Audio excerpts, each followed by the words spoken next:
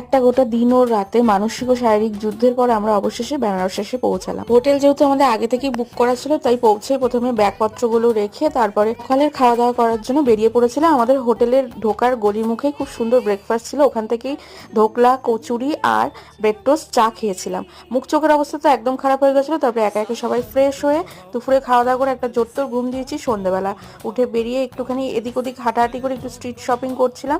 বেশ কয়েকটা ব্যাগ আর চুড়ি টুড়ি এসবগুলো দেখছিলাম। তারপরে কাশি চাট ভান্ডার, দিনা চাট ভান্ডার, সেখান থেকে ওদের ফেমাস চাটগুলো খেলাম। এইভাবেই প্রথম দিনের সন্ধ্যে সকাল কাটিয়েছি, কারণ সেদিন না আমাদের আর কোনো রকম এনার্জি ছিল না। আর সন্ধ্যাবেলাও ঘুম থেকে উঠতে একটু দেরি হয়ে গেছে বলে সন্ধ্যা আরতিটাও মিস করে গেছিলাম। এই হোটেলে আমরা উঠেছিলাম, ওখানে জিজ্ঞেস করাতে ওরাই বলেছিল যে মালাইও আর রাবড়ি এগুলো খাওয়ার জন্য দুধসাগর বলে যে দোকানটা আছে সেখানে যেতে। তারপরে একটু ঘোরাঘুরি করে আর একটু কেনাকাটা করে রাত্রেবেলা খাওয়ার জন্য তন্দুরি রুটি আর পালং পনির নিয়ে চলে আসলাম হোটেলে। এই ছিল বেনারসের প্রথম দিন।